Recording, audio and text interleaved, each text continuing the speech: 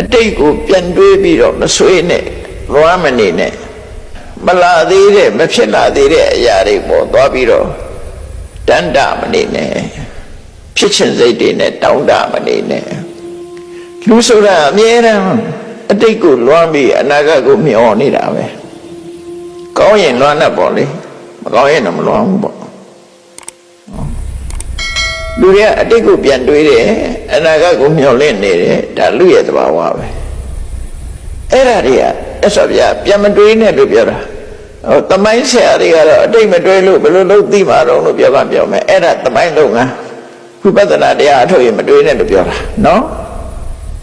ဝိပဿနာတရားအထုတ်ပြီးဆိုရင်အတိတ်ကိုပြန်ပြီးတော့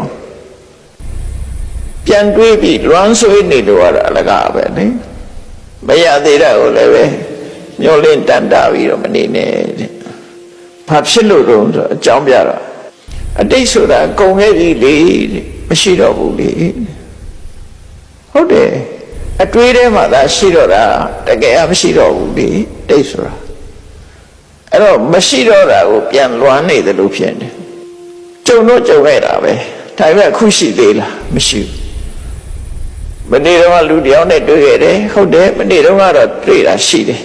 ဒါပေမဲ့ဒီကနေ့ပြန်စဉ်းစားတဲ့အခါရှိမှမရှိဘူးမရှိတာကိုပြန်တွေးနေတဲ့အတိတ်ပဲဖြစ်သွားတယ်အရေးမရအဖမရပြီးခဲ့တာပြန်တွေးနေစတ္တတိတံပဟိနန္တံအတိတ်ဆိုတာကုန်ခဲ့ပြီတဲ့ဘာမှမရှိတော့ဘူးအပတ္တိသအနာဂတံအနာဂတ်ဆိုတာရောက်မှမရောက်သေးတာချွတ်တင်ပြီးတော့စဉ်းစားနေတာဒါစီးပွားရေးလုပ်တာမဟုတ်ဝိပဿနာတရားတော့တာစီးပွားရေးလုပ်တဲ့လူကတော့အနာဂတ် plan နေချမှာပေါ့နှစ်ပြန်ပဲသွားမယ်ဆိုရစီမံကိန်းနေချဒါကတခြားကိစ္စ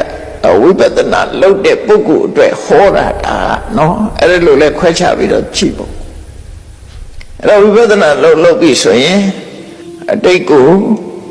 ပြန်ပြီးတော့နှစ်သက်တန်တာမနေနဲ့အနာဂတ်ကိုလည်းမျှော်လင့်မနေနဲ့အတိတ်ဆိုတာပြီးခဲ့ပြီမင်းပြန်ယူလို့မရတော့ဘူးအနာဂတ်ဆိုတာမင်းလက်ထက်မရောက်သေးဘူးနှစ်ခုစလုံးဟာပြီးတာနဲ့မရသေးတာနဲ့တူတူပဲမဟုတ်လားဘာမှမရှိဘူးဆိုတာသိနေအတိတ်ကလည်းမရှိတော့ဘူးလေအနာဂတ်လည်းမရောက်သေးဘူးဆိုမရှိတာပဲလေအဲ့တော့မရှိတာကိုအရှိလုပ်ပြီးအချိန်ဖြုံးမနေနဲ့လို့ဆိုလို့တဲ့အတိတ်ပဲဒါရှင်းတယ်မရှိတာကိုအရှိလုပ်ပြီးတော့အချိန်ဖြုံးမနေနဲ့အကောင့်ထဲအနေနဲ့မရနိုင်ဘူးလေပြီးခဲ့တဲ့ဟာလည်းမရဘူးလာမယ့်ဟာလည်းမရသေးဘူးအဲ့တော့အတိတ်နဲ့အနာဂတ်ကိုမသွားနဲ့မသွားဘဲနဲ့ကိုယ်ပါလို့ရမလဲပစ္စုပန်နေစယောဓမ္မတထဝိပတ္တိအခုလက်ရှိနေတဲ့အခြေအနေတရားရှိနေတဲ့သဘာဝတရားအဲ့ဒီပစ္စုပန်အခုလက်ရှိနေတဲ့အနေထားအခုလက်ရှိဖြစ်နေတဲ့ဆိုတာကိုယ်စိတ်ပါဖြစ်နေတယ်ကိုယ်စိတ်ထဲမှာလောဘဖြစ်နေသလားဒေါသဖြစ်နေသလားဘာတွေဖြစ်နေသလဲအခုလက်ရှိအာယုန်နဲ့တွေးဆုံပြီးအခုဖြစ်နေတာ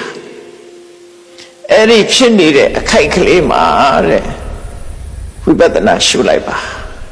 သဘာဝကိုသိအောင်လုပ်လိုက်ပါပဲပြောဒေါသဖြစ်နေဖြစ်မှန်းသိလိုက်လောဘဖြစ်နေဖြစ်မှန်းသိလိုက်မောဟဖြစ်နေဖြစ်မှန်းသိလိုက်ကိုတွေးနေတဲ့အာယုန်တစ်ခုမြင်နေကြားရင်ကြားတယ်ဒါပစ္စုပန်ကိုသိအောင်လုပ်တာဒါပစ္စုပန်ကတကယ်ရှိနေသေးတာရှိနေတာတွေကိုမသိလိုက်ဘူးဆိုတော့မဖြစ်အောင်သိလိုက်အောင်မဖြစ်နေခုတရားနာနေတယ်တန်နေကြားနေတယ်ဒါဖြစ်နေတာပဲခုဖြစ်နေတာပဲအဖြစ်နေတဲ့ပုံမှာအဲ့ဒီပုံမှာပဲဝိပဿနာရှုပါဆိုအဲ့တော့ဝိပဿနာရှုတယ်ဆိုတာဘယ်လိုရှုရမှာလဲမြတ်စွာဘုရားကတော့နောက်ရှင်းပြလိုက်ပဲဝိပဿနာရှုဖို့ရှုနည်းကတော့